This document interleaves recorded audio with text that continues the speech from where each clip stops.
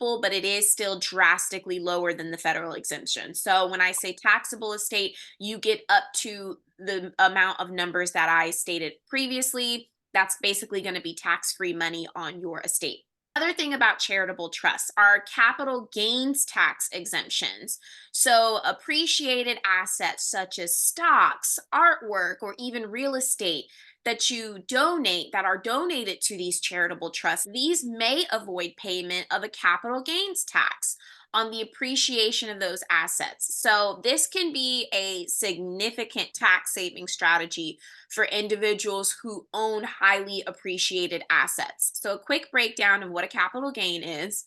Per the IRS, a capital gain is if you sell an asset for more than what the adjusted basis is. And this is just a fancy tax term for the original amount. So you sell something for higher than you bought it for. That's basically a capital gains. So, believe it or not, there's probably a tax for everything, but on the flip side, there's a trust for it too. Always defer most tax high net worth, high level thinking tax conversations to a tax professional like a certified public accountant. But as you can see, there are quite a few benefits to furthering your philanthropic goals and supporting causes, nonprofits, charitable organizations that you are passionate about. I know I started off talking about charitable trusts and donating your assets to nonprofits and charitable organizations of your choice, but I want to briefly talk about personal planning for the everyday individual because not everyone is going to need a charitable trust or not everyone's going to reap the benefits of having a charitable trust. I do not discourage philanthropic giving and donating to nonprofits because we definitely need those. But I do want to talk a little bit about individual tax planning or individual estate planning for the everyday person. So I advise persons to start with a basic estate plan and then start moving into different avenues of tax planning and asset protection when is needed. So, what is a trust? We're going to break as much down as we can.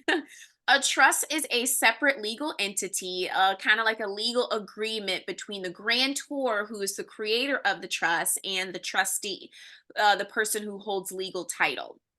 So the trustee is going to manage the assets for the benefit of one or more persons. So there are many kinds of trusts, but usually persons create revocable trusts. Revocable trust is just a trust that's created during the life of a grantor and may be revoked or terminated at any time by its creator. So that's what a revocable trust means. That's just one example of a trust. And then, like I spoke earlier about charitable trusts.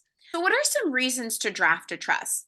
Trusts are great for asset management, asset control, tax planning, like we talked about earlier with the charitable trusts. They're great for asset protection, perpetuation of wealth, and many more things. Now, not every trust is going to guarantee asset protection, but certain trusts, like irrevocable trust, which is the opposite of a revocable trust, in some cases, they can provide asset protection from third parties for a period of time, and in some cases, permanent protection. Irrevocable trust, they may be useful to some individuals. Once again, I will keep saying this. I advise consulting an estate planning attorney to discuss these different types of trust and how or if they may benefit, if you may benefit from a certain type of trust. So, the main reason that people opt for trusts over wills in most cases, though, is to avoid probate. Life happens, and sometimes we can't catch everything. So, I like to say trusts are useful tools to increase your chances of avoiding probate instead of saying it will avoid probate altogether. Because sometimes some things come up well after we've drafted the estate plans for our clients, and then for if any reason the estate has to go through the probate process because an asset was left out of the trust, this is kind of like a big disclaimer. So I like to tell my clients that setting up trusts will increase your chances of avoiding probate. It's just a big disclaimer, but also a big reminder that whatever is outside of the trust is more than likely going to go through probate, because people will call my office or just in general say, I want to avoid probate. How can I avoid probate? Well, a trust is a great estate planning tool to do that. But like I said, I like to say a trust will increase your chances of avoiding probate. That's why it's imperative when you set up a trust to get a pour over will along with the creation of your trust. So, your estate planning attorney, once you seek one out, they should definitely be putting a pour over will in the creation of your trust. It's like this catch all provision for your assets and your property that's not in the trust at the time of death. And this pour over will is going to direct all of the assets that are outside of your trust to go into the trust. So it's just kind of like a just a quick process of getting the assets that are not in your trust at the time of death. In the event that you accidentally left them out, the pour over will is going to say these assets, just put them in the trust. The trust that they belong to the trust. Essentially, this is you may not think about it, but this is actually a very common occurrence, because we need to realize that to be human is to err. And so as estate planning attorneys, we can caution our clients about this, because you're bound to forget something, and your estate planning attorney should definitely be putting that pour over will in there for you as a catch-all. About some benefits of a trust. So, what are some benefits of a trust? You have, like I said earlier, you increase your chances of probate avoidance. And a trust is nice because instead of probate, which I don't know if I defined it earlier, but trying to break as much of this down as I can, probate is the legal process of administering the estate and distributing your assets to your intended beneficiaries, or the people that you've named in your estate plan. So you name successor trustees, which in that case, the legal title moves from the original trustee. And usually, the original trustee is the person that created the trust, to the successor trustee without the process of going through the courts.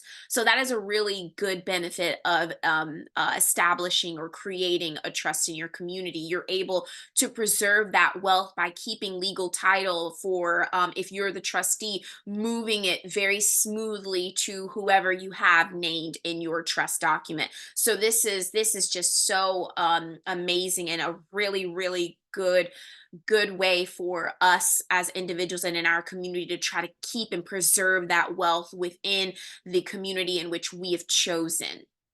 It's great for minor children. So, guardians can be named for the child when you create a trust, and this inheritance can be distributed to the children the way you see fit. So, you're in charge with how you want your children to receive the inheritance or the assets that you have. They get it in the way you see fit, as opposed to one lump sum. Some parents would not trust giving their children all their assets in one lump sum. So trusts are really great for that, because I know one of the more popular terms is you get some at 18, and then you get some at 25, then you get some at 30. So it's not all just being just shoveled up and gone. Like, this is a really big way for us to be able to preserve that wealth that our family has worked so hard for us to keep.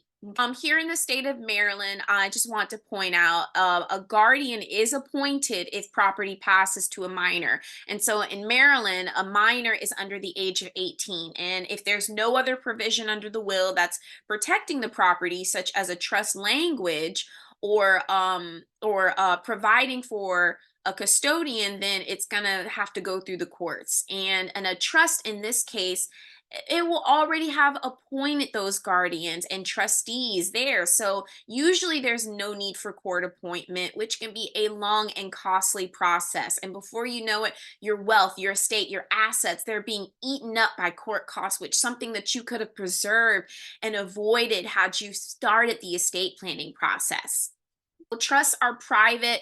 That's another benefit. They're private and not public records, unlike their will counterparts. Wills are made public, and anyone can access your estate plan or lack thereof if you die without one, which we call in the legal world intestacy. Trusts are not found in public records and are designed for privacy between the necessary parties involved. So those are a couple of benefits as to why you may want to look for or look to creating a trust while you're deciding how to move forward with your estate plan. And I'm just here to debunk for our community, trusts are not just for wealthy individuals.